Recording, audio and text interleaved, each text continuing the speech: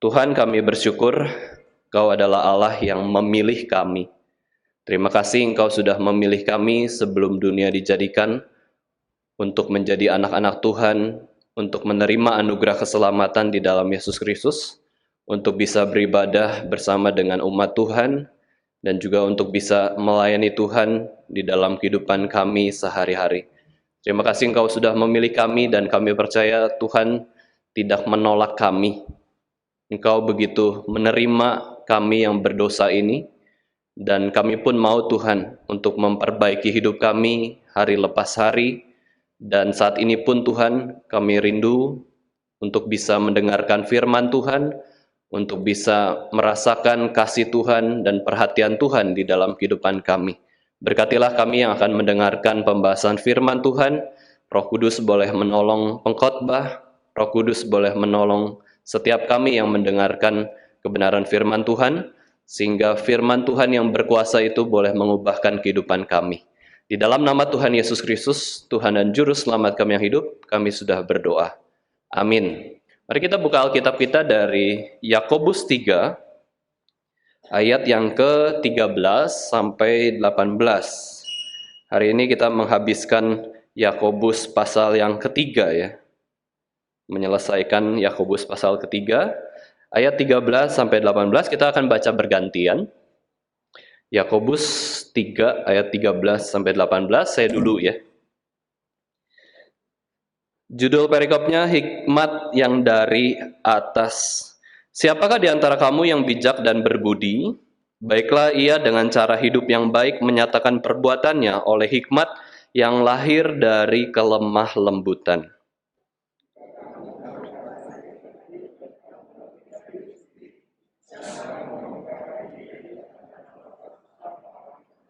Itu bukanlah hikmat yang datang dari atas, tetapi dari dunia, dari nafsu manusia, dari setan-setan.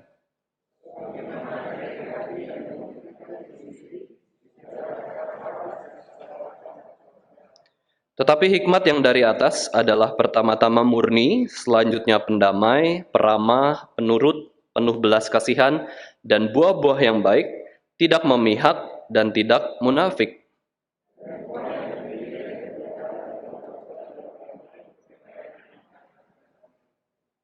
Hari ini tema khotbah kita adalah hikmat surgawi versus ya, hikmat duniawi. Apa itu hikmat surgawi? Apakah betul hikmat itu bisa dibedakan di dalam dua jenis? Bukankah hikmat itu ya hikmat ya? Kenapa harus ada hikmat surgawi maupun hikmat duniawi? Nah, Bapak Ibu Saudara sekalian, bagi semua orang ketika kita mendengarkan kata hikmat, itu selalu berkonotasi positif.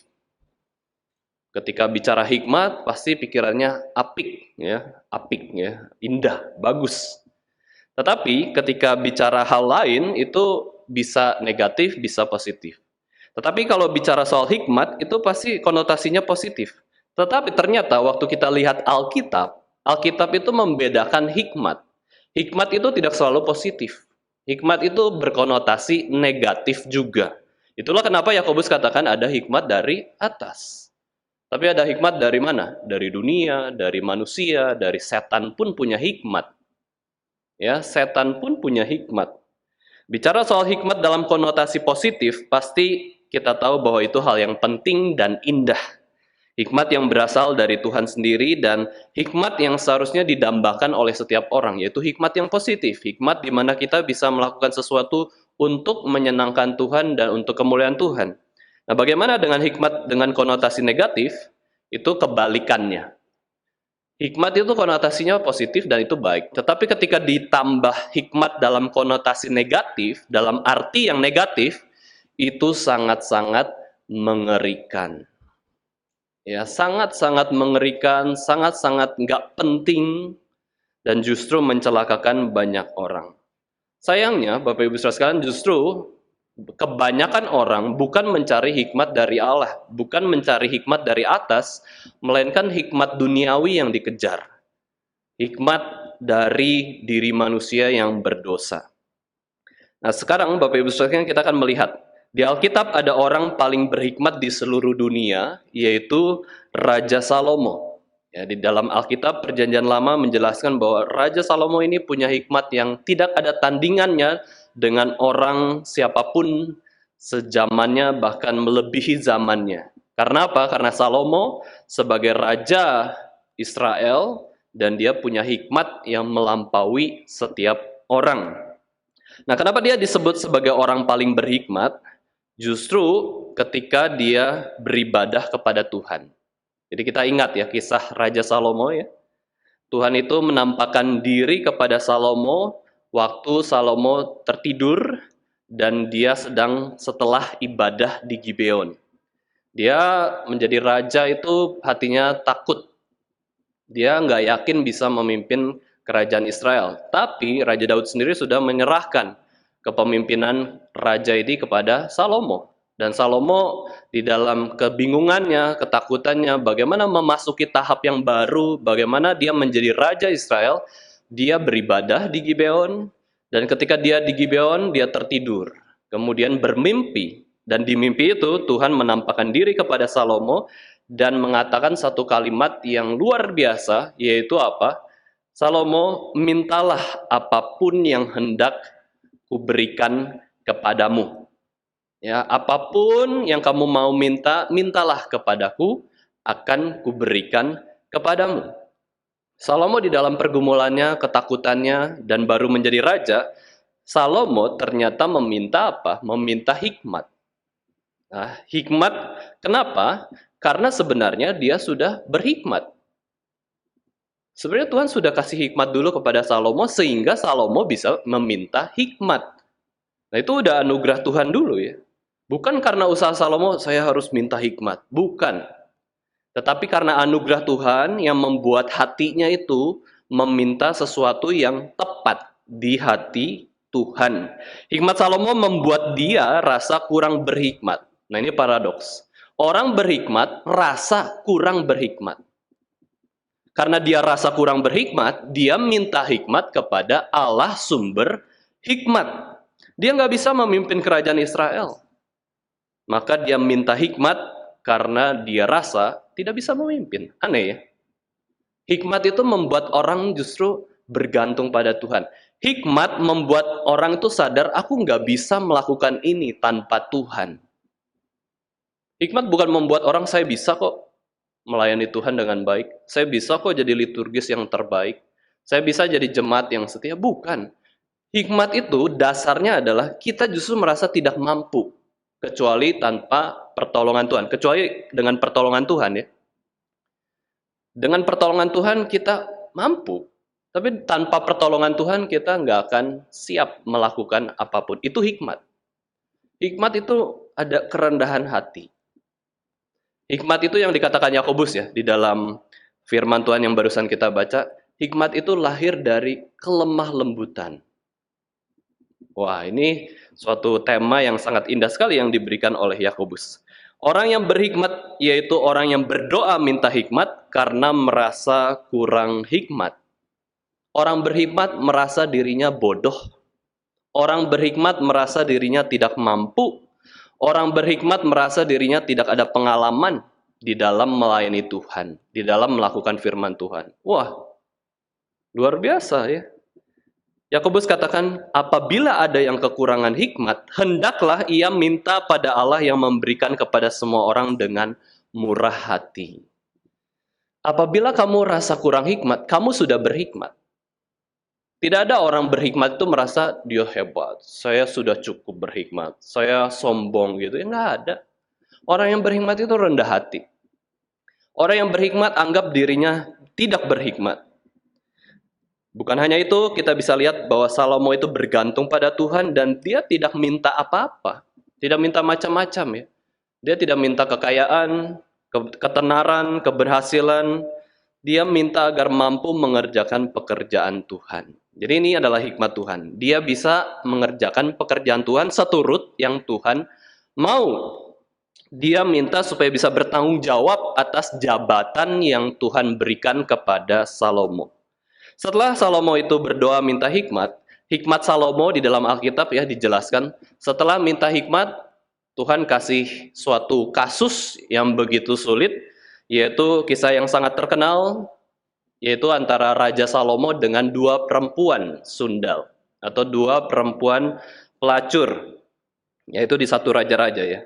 Ceritanya adalah ketika Raja Salomo ya memimpin tahta Israel, kemudian masuklah dua perempuan sundal menghadap raja, dan ini adalah suatu fenomena yang sebenarnya agak janggal juga ya. Kenapa Raja Salomo itu mau sih mengurusi masalah dari dua orang pelacur, tidak diserahkan kepada yang lain saja ya, wakil-wakilnya misalkan seperti itu ya. Tapi Raja Salomo ya sudah, ya dia terima saja semua masalah yang diperhadapkan kepadanya. Itu pun adalah hikmat dari Tuhan sendiri. Ya, orang yang berhikmat itu mau menghadapi semua masalah apapun. Yang kecil, yang rasanya nggak penting, yang rasanya bisa dikerjakan oleh orang lain. Kalau memang diperhadapkan kepadanya, dikerjakan dengan sungguh-sungguh. Toh bisa, toh ada waktu. Ya, maka Salomo itu pun sudah ada hikmatnya ya, ketika mempersilahkan dua perempuan sundal ini masuk ke hadapannya, dan dua perempuan sundal ini menceritakan kepada Salomo bahwa mereka bersama-sama melahirkan anak, dan mereka itu tinggal di satu rumah yang sama, satu kamar yang sama. Ya, sederhana. Kemudian perempuan yang satu melahirkan duluan, kemudian 3 hari selanjutnya perempuan yang lain melahirkan juga. Jadi ini sama, ya sama-sama melahirkan, umur kandungannya juga cuma beda 3 hari bersama-sama, dan ini adalah persekutuan ibu hamil, ya persekutuan ibu mil, ya persekutuan ibu hamil, satu kamar, satu ruangan, ranjangnya juga berdekatan kayak gitu ya, dan mereka sangat saling support, ada temannya. Ya, mereka tidak hamil sendirian, mereka hamil bersama-sama, dan mereka juga bisa melahirkan dengan baik ya, dua-duanya. Nah, di suatu malam, bayi dari salah satu perempuan ini ternyata tertimpa ibunya. Ya, tertimpa ibunya, mungkin ibunya sudah kelelahan ya, kecapean di malam hari ketika dia sambil memeluk bayi tersebut. Bayi tersebut kemudian tertindih, tercekik, nggak bisa nafas, dan dalam beberapa menit bayi tersebut sudah mati tertimpa badan dari perempuan ini, ibu ini sendiri. Nah, ketika sang ibu ini bangun pagi hari melihat bayinya sudah mati, wah, nah ini bagaimana ya? Saya sedih kehilangan anak, tapi saya tidak mau kehilangan anak. Saya tidak menerima kelalaian saya dalam menindih anak saya sendiri. Kemudian dia punya hikmat. Ah, ini tuh ada bayi lain tuh masih hidup ya. Dia tukar bayinya untuk bisa memiliki anak, dan dia anggap ini anaknya sendiri. Apa itu ya? Apa itu? Hikmat apa seperti itu ya? Memang pintar ya. Dia bisa menipu realita. Tapi ini adalah hikmat duniawi. Ya, ketika pagi tiba, wah, dia sudah tidak bisa menyusui anaknya lagi, bayinya lagi, dan anaknya sudah mati dan dia tukar. Nah, kemudian bayi dari yang masih hidup itu, si ibu itu bangun dan mau menyusui anaknya, tetapi ternyata anaknya kok kayak bukan anaknya. Dan akhirnya mereka berdebat. Ya, dua ibu hamil ini berdebat ya, setelah melahirkan anak berdebat ya, dan akhirnya mengatakan bahwa ini anakku, itu bukan anakmu. Dan ini pertengkarannya sangat hebat sampailah diperhadapkan kepada Raja Salomo. Pertengkarannya sangat sengit ya, untuk memperebutkan mana anak yang sebenarnya. Nah, ketika mereka datang dan menceritakan hal itu kepada Raja Salomo yang penuh hikmat ini kemudian melakukan tindakan apa? Dia itu menganalisa, menilai masalah terlebih dahulu, dan menilai masalah itu tidak bisa dari satu pihak saja. Menilai masalah itu ya harus diperhadapkan dua-duanya. Ya, oke, perempuan yang satu, silahkan ngomong dulu. Masalahnya apa sih? Terus perempuan yang satu itu berkata, anakkulah yang hidup dan anakmulah yang mati. Ke perempuan yang lainnya. Tetapi perempuan yang lain berkata, bukan, anakmulah yang mati, anakku yang hidup. Ya, loh, ini dua-dua statement benar. Ya. Dua-dua statement begitu yakin. Tetapi Salomo menyimpulkan, oke, itu dua-duanya statement kalian, itu adalah statement yang aku hargai. Oke, objektif ya. Salomo simpulkan dengan baik, Dan langsung Salomo tidak berpikir panjang, dia memerintahkan prajuritnya untuk ambillah pedang. Ya, ambilkan aku pedang. Udah nggak ada solusi kok. Yang satu ngomong A, yang satu ngomong B, udah ya. Mau gimana lagi? Satu statement A, satu statement B, nggak ada bukti, nggak ada penjelasan. Waktu itu belum ada tes DNA, ya, nggak ada saksi.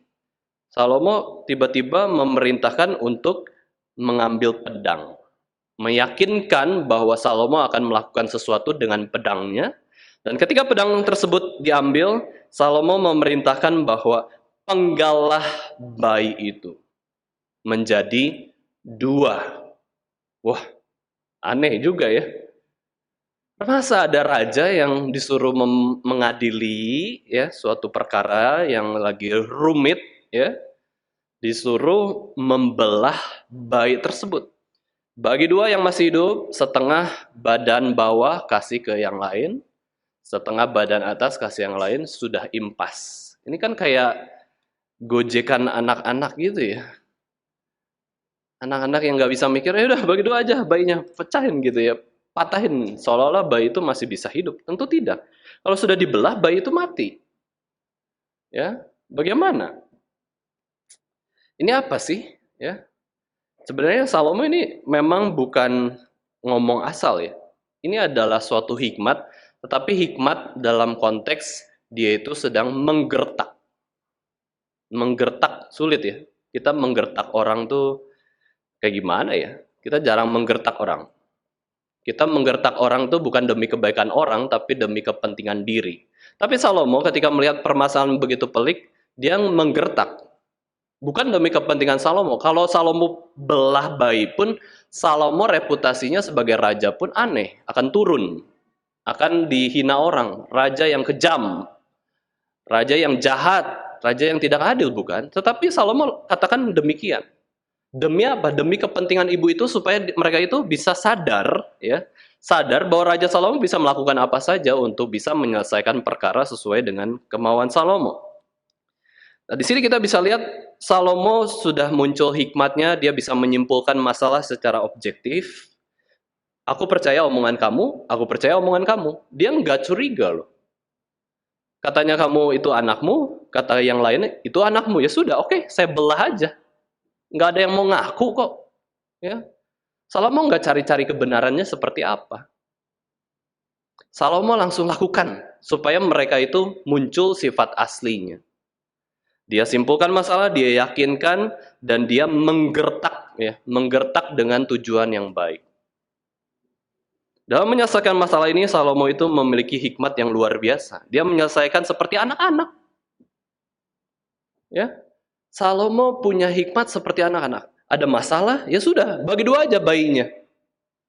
Ya orang dewasa mikir, ya mana bisa selesai dengan cara membelah bayi dan membagi 2-nya.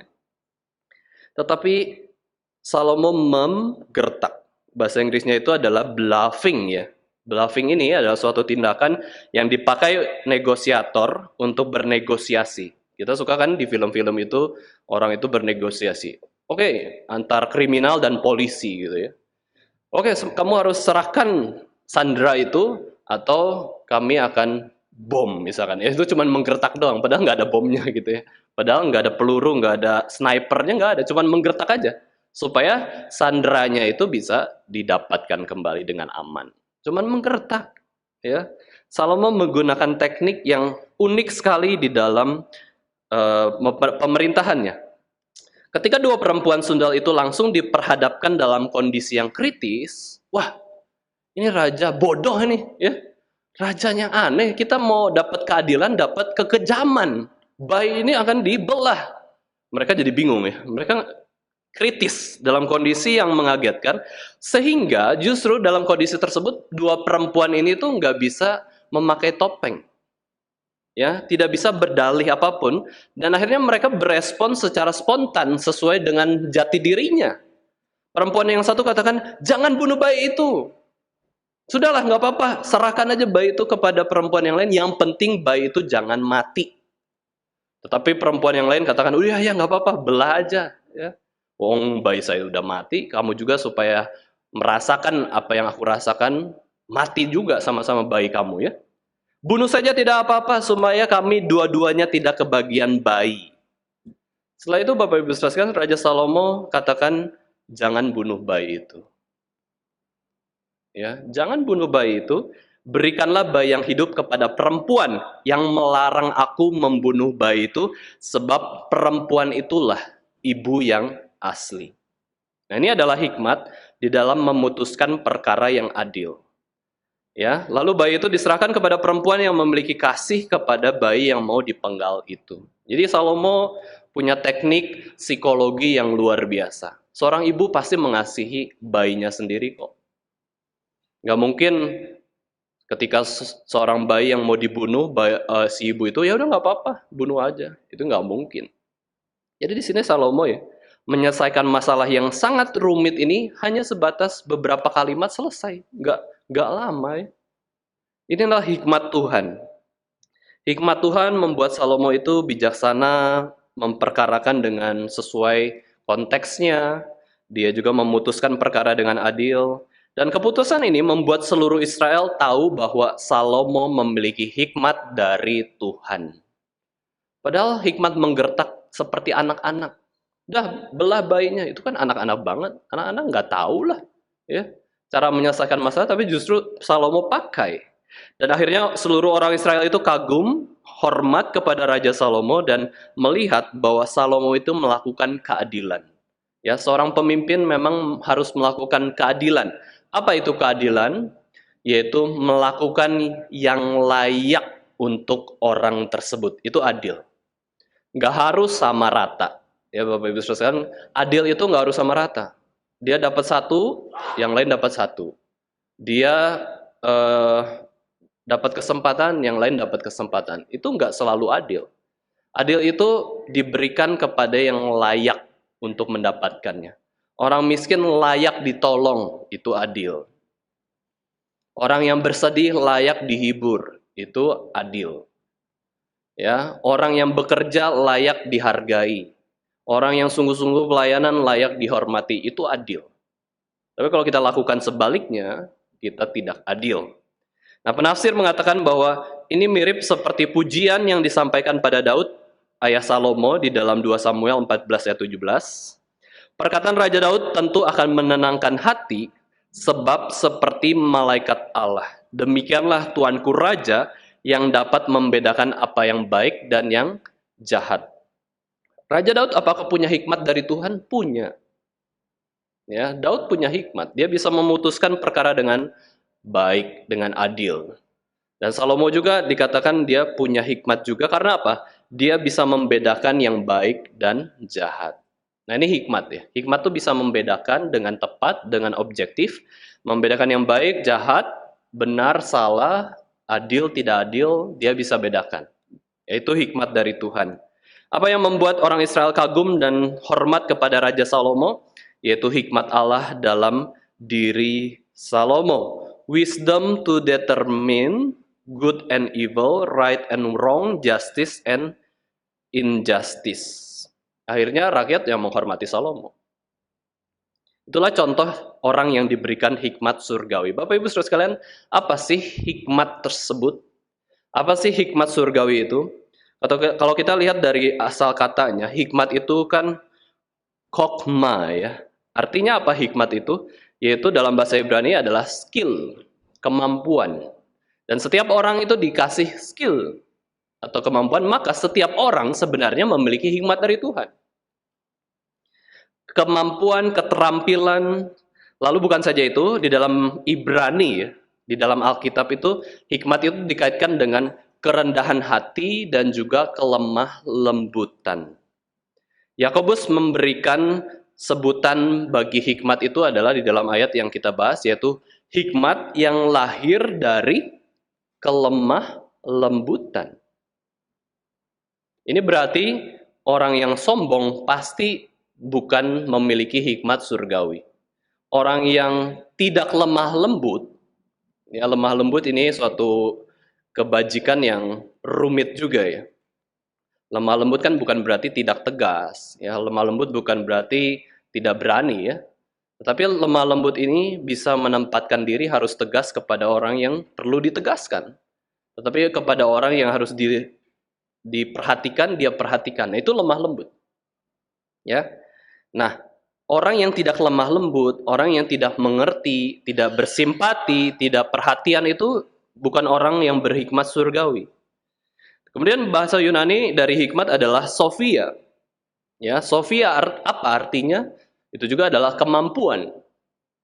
Bukan saja itu dalam periode Helenistik, hikmat juga adalah diartikan ya.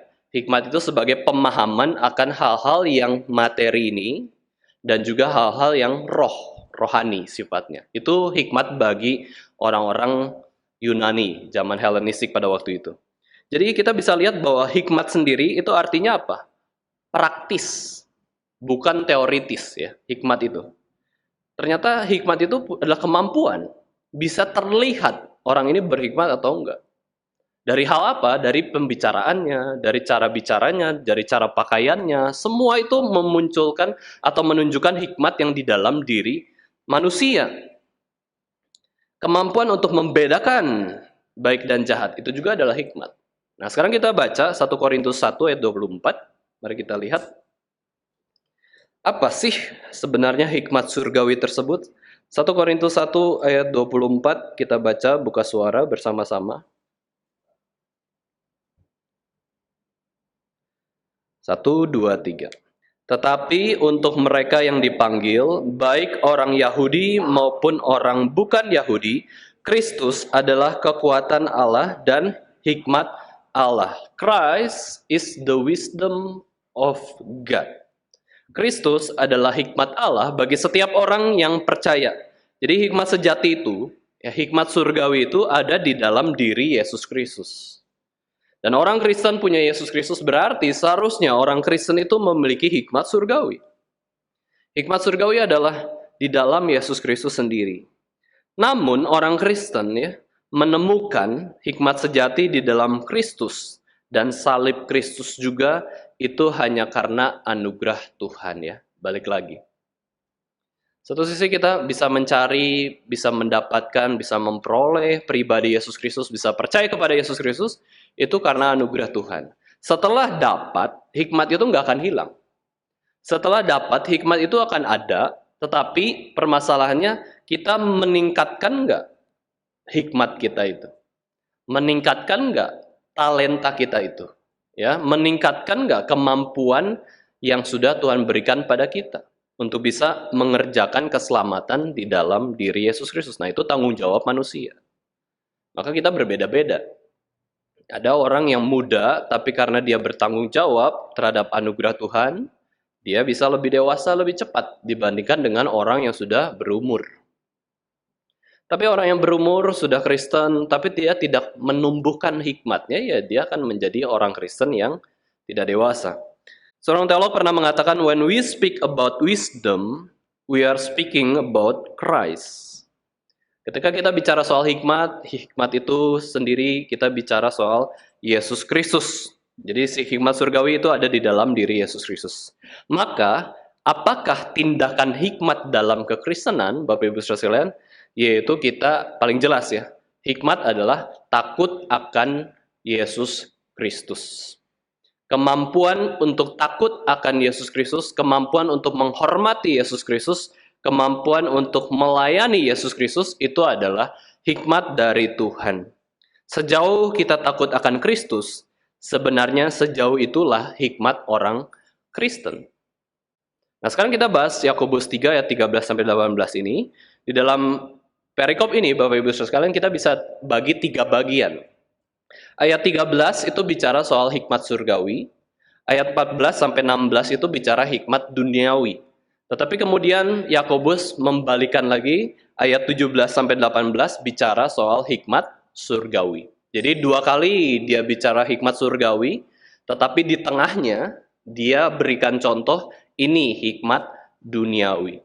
Yakobus menekankan betapa penting hikmat surgawi dan betapa tidak pentingnya hikmat duniawi. 2 hikmat surgawi yang di atas dan di bawah itu, ya, itu harus kita kejar.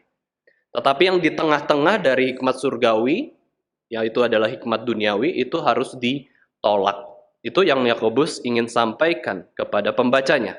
Di ayat 13, siapakah di antara kamu yang bijak dan berbudi? Baiklah ia dengan cara hidup yang baik, menyatakan perbuatannya oleh hikmat yang lahir dari kelemah lembutan. Yakobus sudah menjelaskan ya, di dalam perikop-perikop yang selanjutnya kita sudah membahas bahwa Yakobus katakan hati-hati kalau kamu bicara. Ya, hati-hati apalagi kamu yang dipercaya sebagai pengajar firman Tuhan, kamu bisa menyesatkan. Kalau kamu tidak takut akan Tuhan dan tidak mempelajari firman Tuhan. Hati-hati, jangan mengajar firman Tuhan sembarangan, dan bukan saja itu, kamu yang tidak ada kebagian untuk mengajar sesuatu di dalam komunitasmu, hati-hati di dalam menggunakan lidahmu. Harus menjinakkan lidah. Ya. Jadi Yakobus soroti yang kelihatan dulu. Ya, Yakobus soroti yang langsung keluar dari perkataan. Tetapi sekarang Yakobus soroti yang di dalam kita. Kenapa kita bisa mengeluarkan perkataan yang bodoh maupun perkataan yang baik? Itu karena hikmat yang di dalam diri orang tersebut. Hikmat Tuhan membawa orang kepada perilaku yang baik dan benar. Barang siapa katakan bahwa dirinya sudah tahu firman, belajar firman, maka hikmat itu menunjukkan bahwa haruslah melakukan firman Tuhan dalam kehidupan sehari-hari. Itu namanya berhikmat. Tapi kalau cuma tahu firman, belajar firman, tapi tidak punya kemampuan untuk melakukan firman Tuhan, dia bisa dikatakan belum berhikmat. Ya.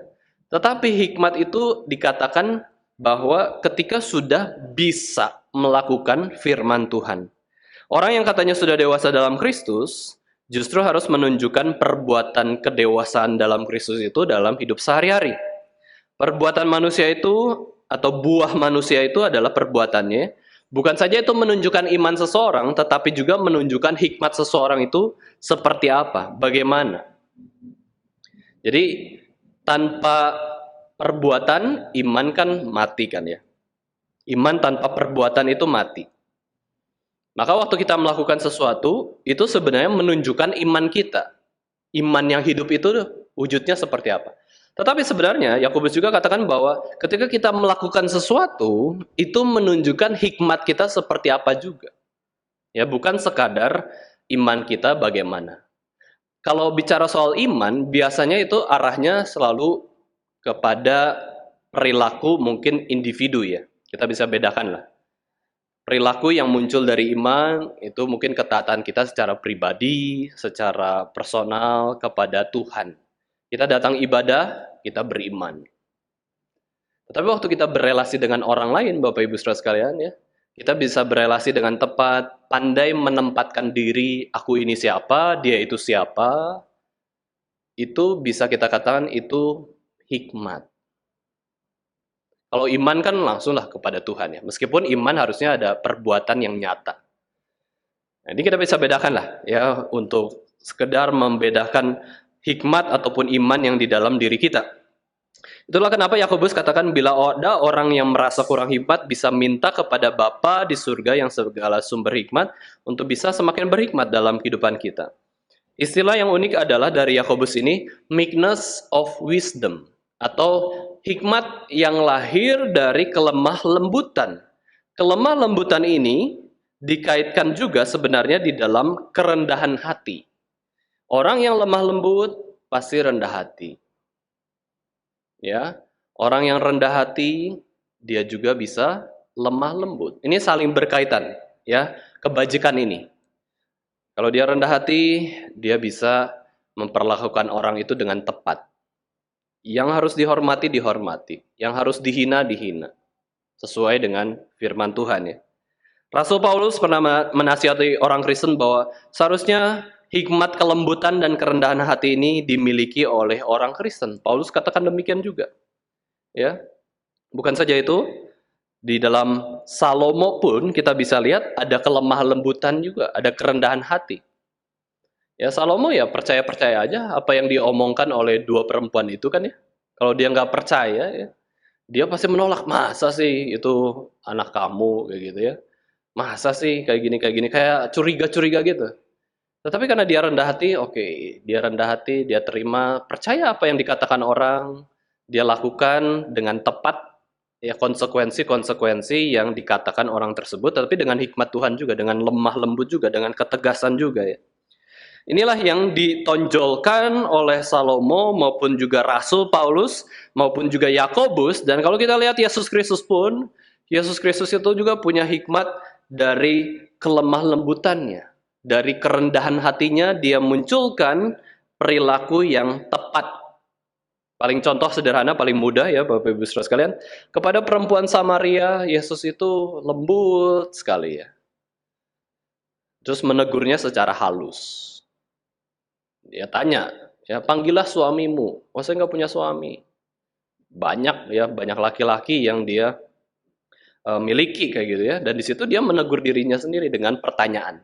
Ya, dengan dari pertanyaan Yesus Kristus itu. Jadi Yesus Kristus menegur dengan pertanyaan, tetapi ketika bertemu dengan orang Farisi, Yesus nggak lagi bertanya-tanya lagi, ya, tapi langsung begitu keras, kamu ini keturunan ular beludak, ya, kamu harus bertobat, seperti itu ya. Yesus itu luar biasa ya.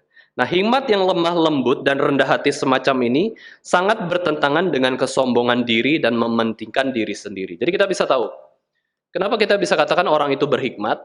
Salah satu cirinya adalah dia rendah hati. Maka kita sebut orang ini berhikmat. Salah satu ciri orang yang berhikmat adalah dia lemah lembut. Dia pandai menempatkan diri, dia bisa bicara dengan baik dengan orang lain, dia memahami orang lain ya. Kita bisa katakan orang berhikmat. Nah, pertanyaannya, siapakah orang berhikmat? Ya, kita berhikmat nggak ya? Atau seringkali kita gagal. Dan kalau kita tahu bahwa ada orang yang sombong ya, orang yang mementingkan diri sendiri, ya kita bisa sebut dia tidak berhikmat. Sekarang kita baca Amsal 11 ayat 2. Di situ jelas dikatakan ya, Amsal 11 ayat 2 menjelaskan bahwa hubungan hikmat dengan kerendahan hati.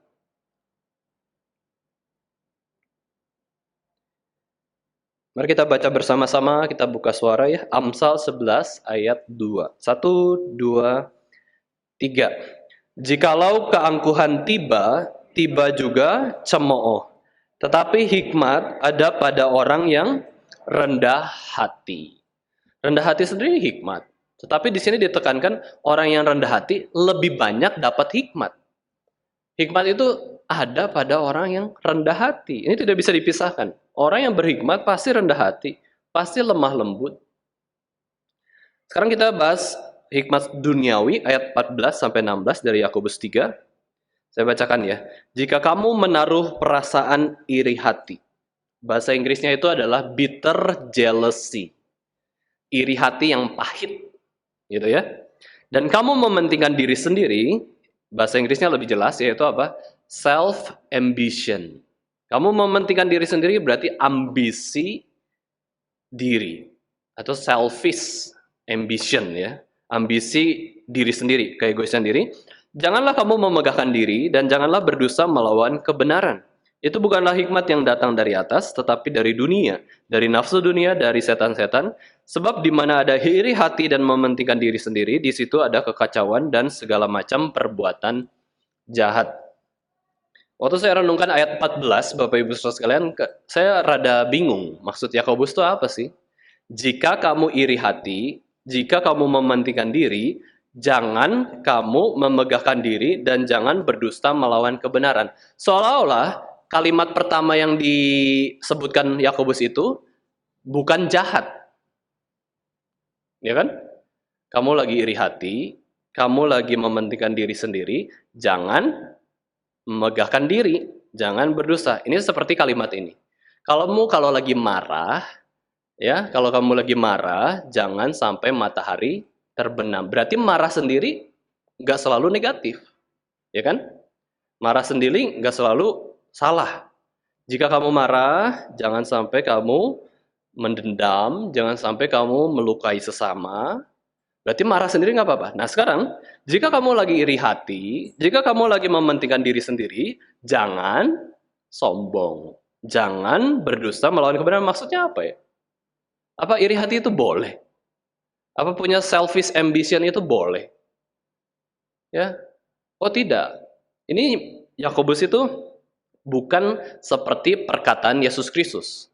Yesus Kristus membawa perkataan jika kamu marah itu masih netral ya, bisa marah yang kudus, bisa marah yang tidak kudus. Tetapi yang dimaksudkan Yakobus adalah jika kamu iri hati itu pasti salah. Jika kamu selfish ambition itu pasti salah. Tetapi jangan kamu memperparah lagi dengan dosa yang selanjutnya yang sangat mungkin muncul dari dosa iri hati dan mementingkan diri sendiri itu. Yaitu apa?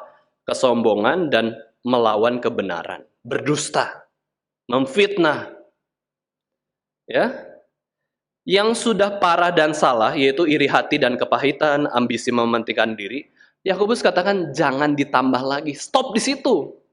Ya, jangan semakin memperparah dosa kamu dengan apa? Saya sombong, saya benar, saya lebih hebat, saya mendustai kebenaran, saya nggak percaya kebenaran.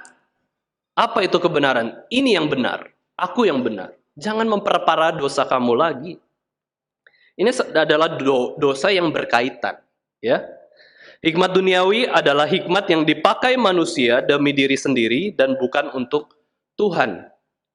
Hikmatnya sama. Ya, hikmatnya sama.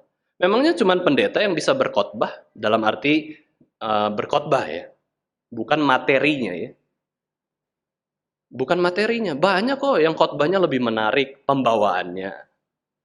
Banyak kok yang bisa membawa massa begitu banyak. Gak harus orang Kristen, gak harus pendeta. Ya, pendosa pun bisa. Cuman materinya kan, kita kan ya berkhotbah firman Tuhan tentang Yesus Kristus itu beda. Tapi orang-orang juga punya talenta itu. Itu apa namanya? Hikmat. Cuman hikmatnya apa? Hikmat duniawi. Karena yang dilakukan oleh pengkhotbah yang sejati itu adalah memperkenalkan siapakah Yesus Kristus. Nah, itu hikmat surgawi yang berdasarkan firman Tuhan. Ya, banyak kok. Ya, hikmat itu, tetapi hikmat sendiri bisa dipakai untuk diri sendiri. Nah, itu yang membedakan duniawi maupun surgawi.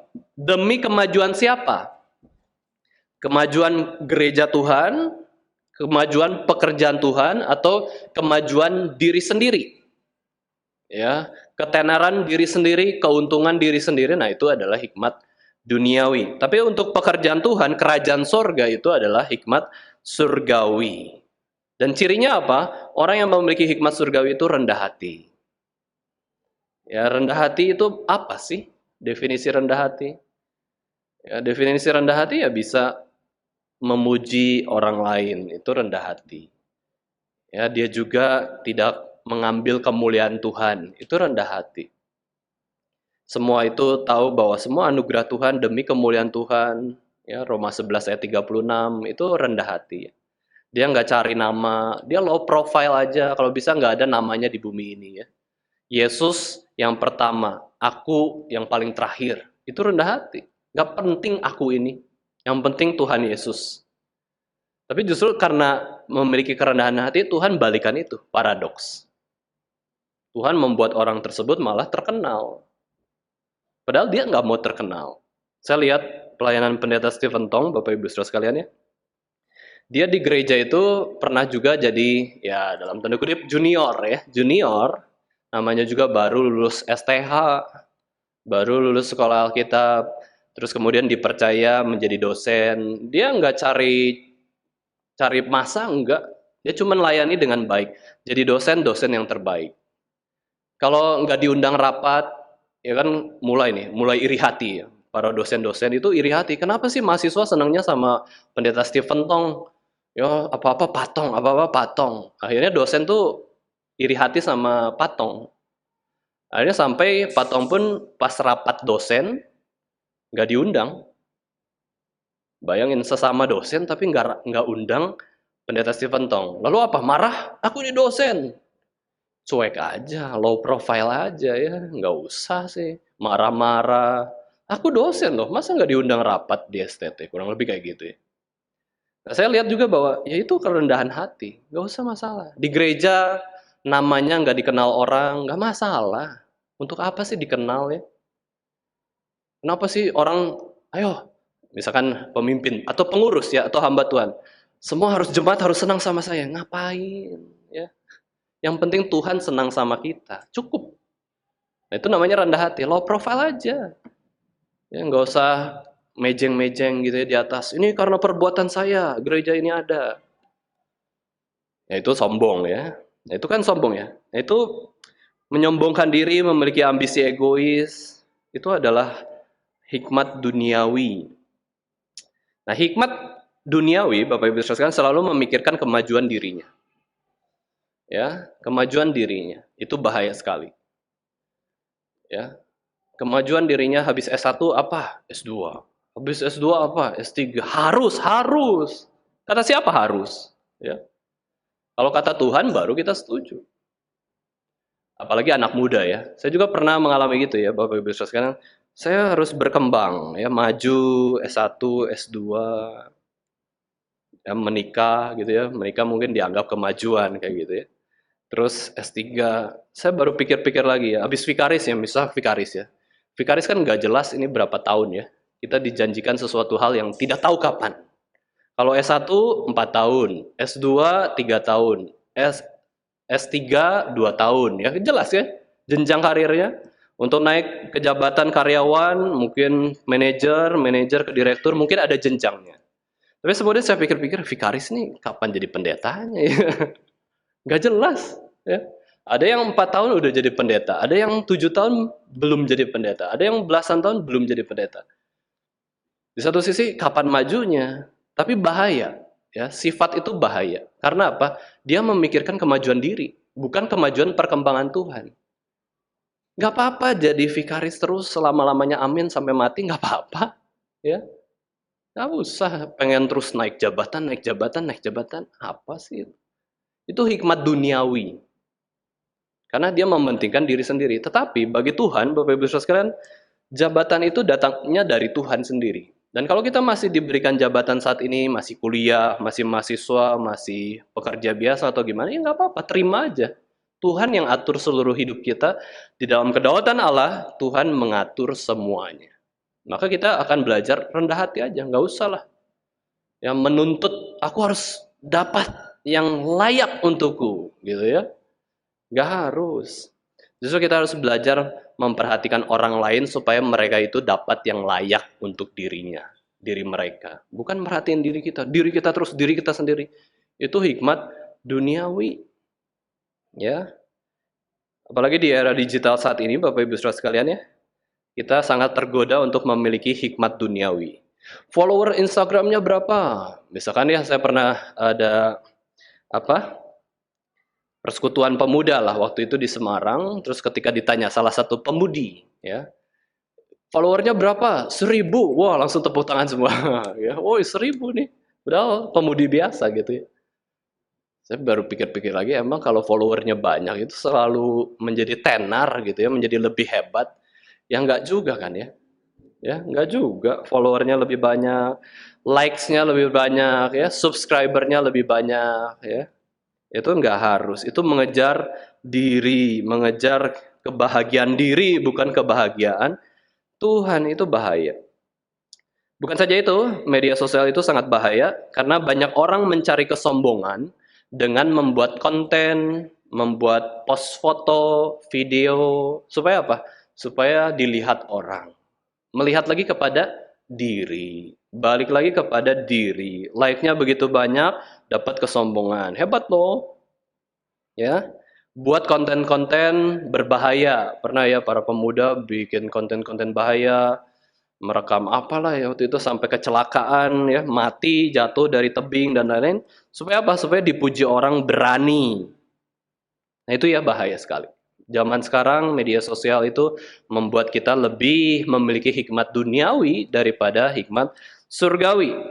Bukan saja itu, di dalam media sosial ataupun internet itu ada side effect-nya banyak juga ya. Side effect-nya yaitu orang bisa terkena cyberbullying. Saya juga pernah jelaskan ya, khotbah ada orang yang bunuh diri karena dihina lewat apa? Tulisan. Ya, terus dikejar lewat dunia maya dan lain-lain, itu bahkan bisa bunuh diri, depresi dan lain-lain. Karena apa? Dunia maya yang memakai hikmat duniawi. Jadi dunia maya loh. Yaitu dunia maya itu adalah internet, media sosial, itu maya kok. Itu tuh bayang-bayang saja, bukan yang aslinya. Yang aslinya ya ini realitanya. Tapi ternyata di dunia maya tersebut bisa ada dua jenis hikmat yang muncul juga karena yang buat adalah manusia. Apakah itu hikmat duniawi ataukah hikmat surgawi yang muncul. Nah, ini adalah peperangan juga ya di dalam dunia maya. Saking banyak dampak negatif dari media sosial, ada orang yang pernah buat kampanye offline. Ayo, kampanye offline, bukan kampanye presiden ya. Kampanye offline selama 1 bulan kepada pemuda remaja. Pokoknya nggak gunakan media sosial, internet selama 1 bulan penuh. Ya, luar biasa idenya. Bagus? Ya, lumayan lah ya. Kalau kita nggak kerja lewat internet, lewat media sosial, mungkin kita bisa coba lakukan. Ya, jadi ini namanya adalah offline challenge. Ya, offline challenge udah matikan gadget, ya, internet, mungkin yang lain-lain. Jika saudara kita ya di Indonesia ya, mereka kan ntar lagi mau puasa. Awal puasa itu 22 ya, 22 Maret. Itu mereka bisa 1 bulan penuh puasa, makan, minum bahkan ya ada yang begitu ketat, nggak makan, nggak minum dalam 1 hari, dalam 1 bulan penuh. Kita puasa apa ya, Bapak Ibu sekalian ya? Kita puasa apa nih? Mereka mau cari Tuhan, mau diberkati Tuhan, mau semakin dekat sama Tuhan. Caranya apa? Puasa, makan, dan minum. Ya, siapa tahu Bapak Ibu Saudara kita mau dekat sama Tuhan, mau diberkati Tuhan, mau lebih kenal Tuhan dengan cara apa? Offline challenge, ya, offline Netflix. Tanpa Netflix apakah kita mati? Nah, enggak kan? Kita langsung spesifik aja, offline Netflix. Berarti YouTube boleh nonton ya? Ya, boleh juga ya. Offline Instagram. Tanpa Instagram apa kita mati? Kecuali kerja ya. Online ya, bisnis online ya, online nggak apa-apa. Kan kerja. Kerja kan mandat budaya, perintah Tuhan ya, nggak masalah. Tapi entertainment apakah mandat budaya? Liatin story orang, status ya. Terus buat konten-konten supaya dipuji, supaya dihormati orang. Enggak ya. Ya, kita boleh coba ya. Saya juga rencana Bapak Ibu Saudara sekalian 22 Maret awal puasa coba puasa. Ya, media sosial ya. Ini namanya puasa media sosial, jenisnya apa? Instagram. Terus Netflix. Saya juga langganan Netflix Bapak Ibu Saudara sekalian ya. Tapi bukan saya yang langganan, koko saya. Saya cuma pakai aja gratis ya. Tapi sebulan ya udahlah, berhenti menghibur diri. Coba menghibur Tuhan seperti apa sih? Ya, bagaimana kita mengentertain Tuhan? Ya, salah satunya di ibadah minggu ya. Kita menyenangkan Tuhan.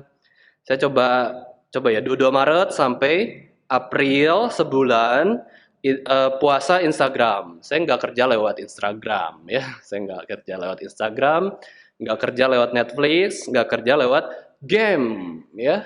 Maka puasa. Untuk apa? Ya supaya Tuhan senang. Bukan supaya wah hebat nih ya kita bisa lakukan sesuatu, bukan. Hikmat duniawi menawarkan self advancement terhadap diri. Tetapi hikmat surgawi menawarkan self advancement kepada Tuhan, perkembangan kerajaan Allah, God advancement, kemajuan kerajaan Allah. Itu hikmat surgawi. Hikmat duniawi membangkitkan spirit iri hati, membangkitkan spirit kompetisi yang tidak sehat. Tetapi hikmat surgawi membangkitkan spirit mengerjakan bersama-sama, kompetisi yang sehat. Kalau ada orang lain maju, kita senang. Bukannya kamu nggak boleh maju, diputus, ya, ditahan, nggak boleh berkembang. Wah, ya susah sekali ya. Saya sangat harapkan Bapak Ibu Saudara sekalian kalau para pemuda sudah lulus S1, ya bisa S2. Kalau ada kesempatan. Kalau ada kesempatan S3, S3. Saya juga ditanya kayak gitu, nggak menutup diri. Marvin, kamu mau lanjut lagi nggak S3? Saya bilang, ya boleh aja. Ya, hidup ke saya kan bukan milik saya sendiri, tapi hidup saya milik Tuhan. Kalau Tuhan mau, ya boleh aja. Meskipun saya tahu ya, rumitnya skripsi bikin stres, bikin penyakit mah. Ya. Tesis lebih lagi Bapak Ibu Saudara sekalian ya. Saya sampai mengatakan kepada teman, kayaknya udahlah ini tesis tuh, udahlah ini terakhir saya sekolah ya, malas sekolah ya, pusing ya. Banyak ketakutan, kekhawatiran, kerumitan, kita masuk ke jungle gitu ya, nggak tahu kapan selesainya. Itu tugas akhir ya, skripsi, tesis. Tapi ketika ditanya lagi, mau S3 nggak? Ya, kalau Tuhan berikan kesempatan ya boleh, tapi hati nggak mau ya, males. Ya, males ya ketemu dosen lagi dan lain-lain ya.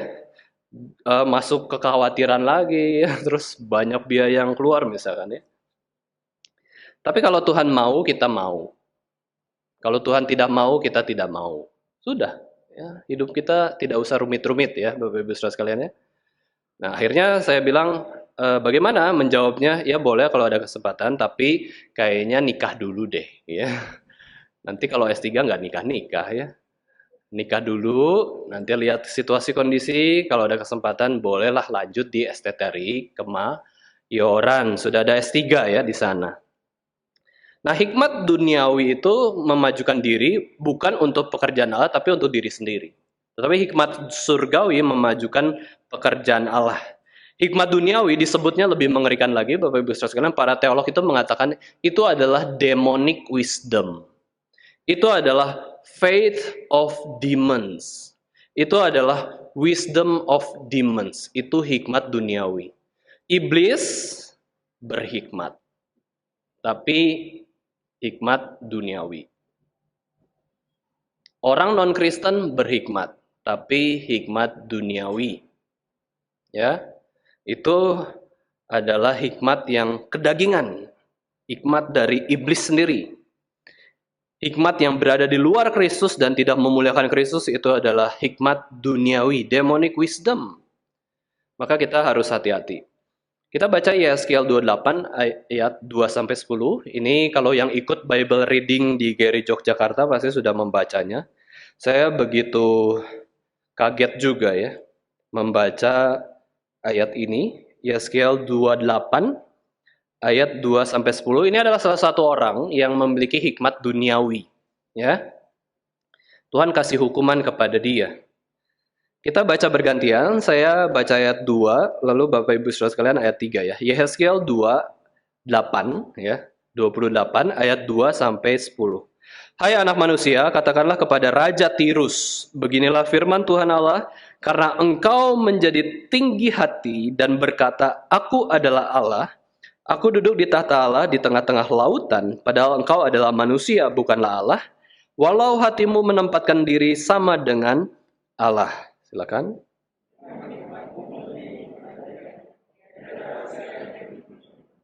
Dengan hikmatmu dan pengertianmu engkau memperoleh kekayaan. Emas dan perak kau kumpulkan dalam perbendaharaanmu.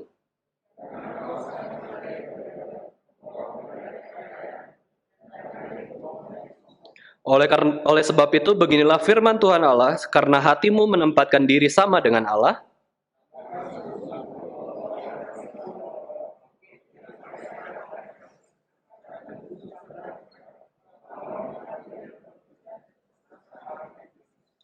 engkau diturunkannya ke lubang kubur, engkau mati seperti orang yang mati terbunuh di tengah lautan.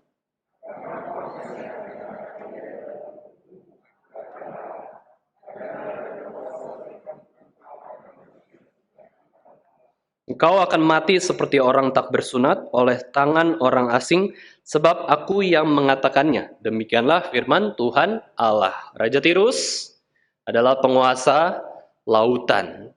Dia pintar berdagang, dia pintar mengatur kapal-kapal lautnya, dia luar biasa pintar. Bahkan Tuhan sendiri katakan hikmatmu itu bahkan melebihi siapa? Daniel. Gila ya. Raja Tirus ini berhikmat banget. Cuman dia hikmat duniawi. Karena apa? Dia punya kerajaan yang besar, ya, dia bisa mengatur kelautan dengan baik, menteri kelautan yang luar biasa lah raja ini ya.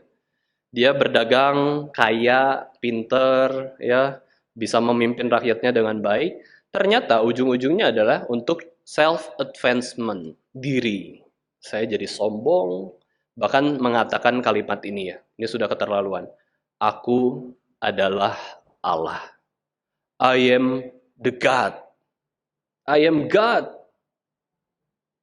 Langsung Tuhan hukum. Ya, langsung Tuhan hukum. Langsung Tuhan memberikan hukuman yang paling keras, yaitu kematian. Sudah cukup. Nggak ada lagi kesempatan untuk bertobat, mati saja. Binasa di dalam hikmat duniawimu. Terakhir, Bapak Ibu Saudara sekalian, kita bahas ayat 17 sampai 18 Yakobus 3. Di sini Yakobus menjelaskan tentang hikmat surgawi kembali, yaitu tetapi hikmat yang dari atas pertama-tama murni, selanjutnya pendamai, peramah, penurut, penuh belas kasihan dan buah-buah yang baik, tidak memihak dan tidak munafik, dan buah yang terdiri dari kebenaran ditaburkan dalam damai untuk mereka yang mengadakan damai. Hikmat sejati datangnya dari atas, yaitu adalah dari Allah sendiri. Dan Yakobus menjelaskan hikmat dari atas itu di dalam 8 aspek ini. Ya, 8 aspek ini dalam ayat 17 itu bisa dibagi dalam 3 bagian. Ya, teolog itu membagi hikmat dalam 8 aspek ini dengan bagian pertama itu dikategorikan sebagai sifat orang berhikmat. Sifat orang berhikmat itu apa? 3 hal. Dia itu murni, motivasinya murni untuk melayani sesama, untuk memuliakan Tuhan, dia lakukan dengan tulus, polos gitu ya. Untuk kemuliaan Allah dan kebaikan sesama. Itu sifat pertama. Yang kedua, suka damai. Jadi sudah bertengkar nih. Ya, pertengkaran kan tidak mungkin terhindarkan bagi kita yang berelasi ya. Kemudian dia pengennya apa? Berdamai, nggak suka bertengkar. Dia cari solusi berdamai seperti apa sesuai dengan yang Tuhan mau. Itu sifat orang berhikmat ya. Yang ketiga kalau di dalam ayat ini itu disebut sebagai penurut ya. Penurut itu kayak gimana sih? Kok penurut ya? Maksudnya penurut itu apa? Kalau bahasa Inggrisnya lebih jelas ya, itu compliant. Compliant itu adalah apa? Rela mengalah. Ya, rela mengalah tuh maksudnya apa sih?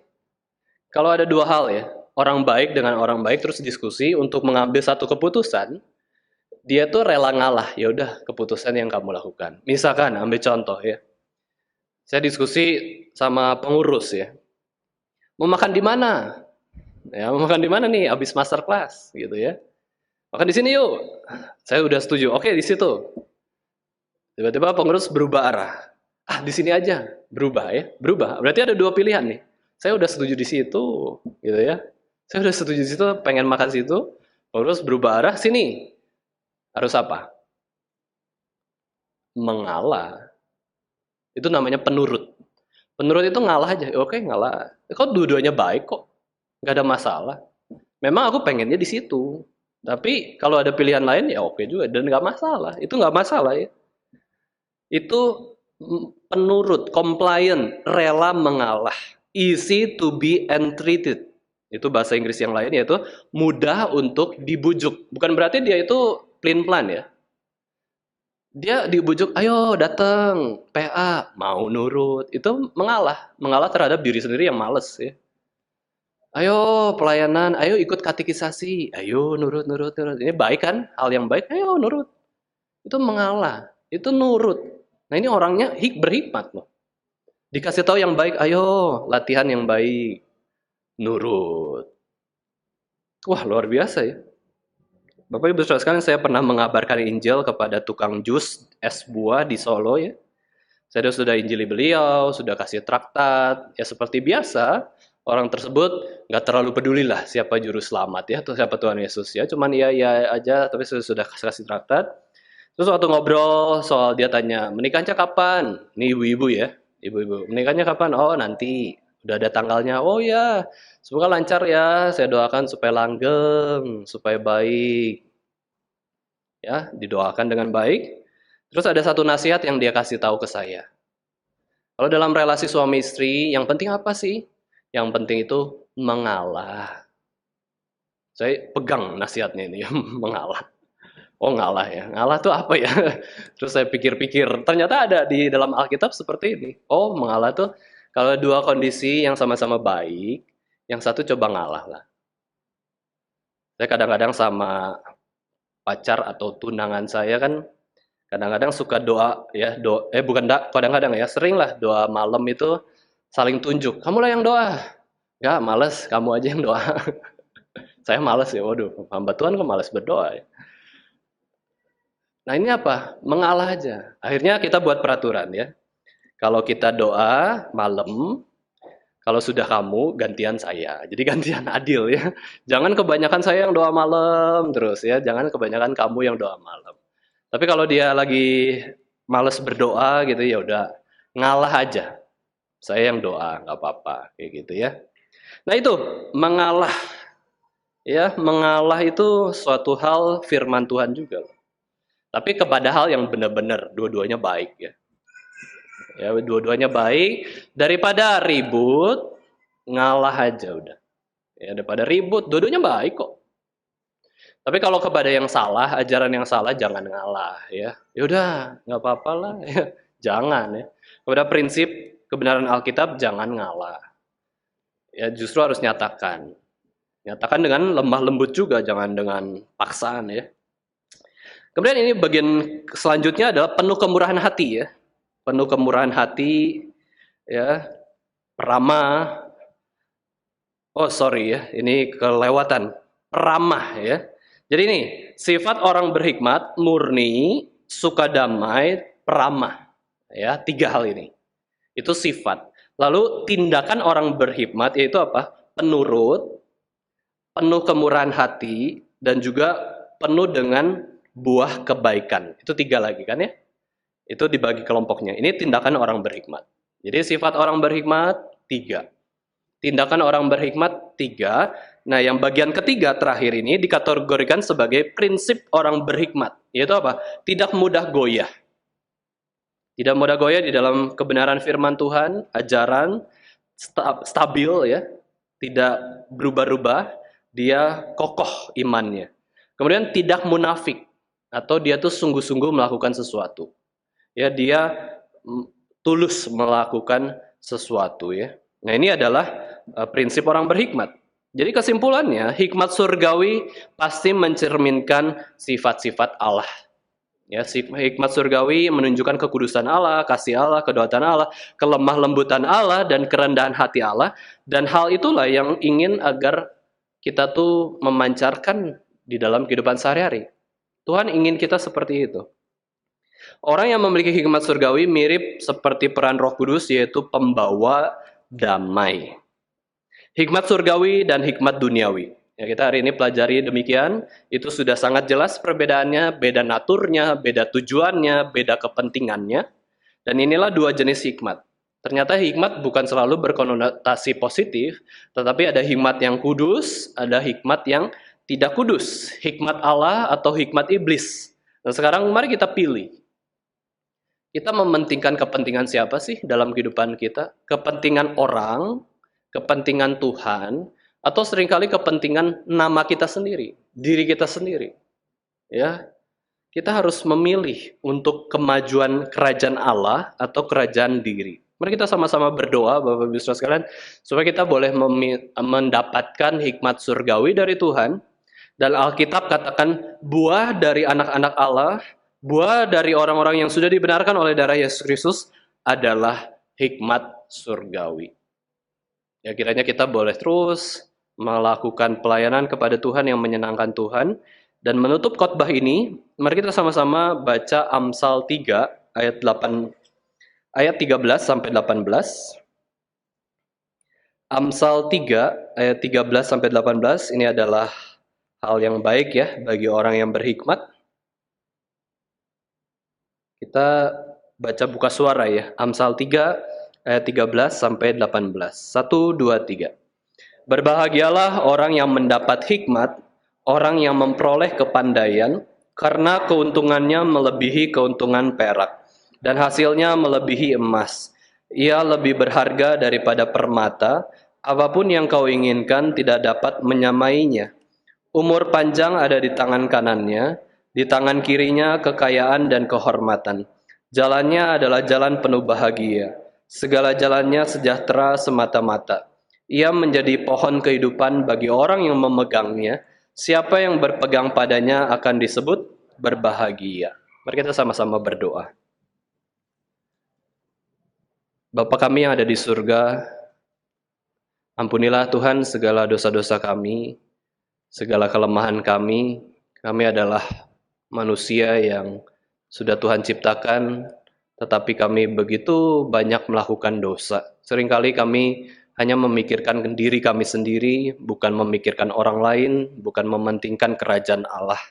Kami hanya fokus kepada kemajuan diri kami saja, tetapi tidak fokus kepada perkembangan kerajaan Tuhan. Tuhan, berikanlah kami hikmat surgawi. Kami mau Tuhan memiliki hikmat dari Tuhan, supaya apa yang kami kerjakan itu boleh menyenangkan hati Tuhan. Sudah seringkali kami hanya fokus menyenangkan diri kami sendiri, tetapi kiranya Tuhan memberikan anugerah supaya kami boleh sungguh-sungguh semakin giat menyenangkan hati Tuhan, karena kami adalah orang yang sudah ditebus dengan darah Kristus. Hidup kami bukan milik kami sendiri, tetapi hidup kami adalah milik Kristus. Baik mati maupun hidup kami, kiranya kami bisa serahkan kepada Kristus saja. Kiranya kami boleh menjalani panggilan kami untuk mati terhadap dosa, mati terhadap kedagingan diri, mati terhadap dunia, mati terhadap godaan setan, dan juga hidup bagi Kristus, bagi gereja Tuhan, dan bagi kerajaan Allah. Di dalam nama Tuhan Yesus Kristus, Tuhan dan Juru Selamat kami yang hidup, kami sudah berdoa dan mengucap syukur. Amin.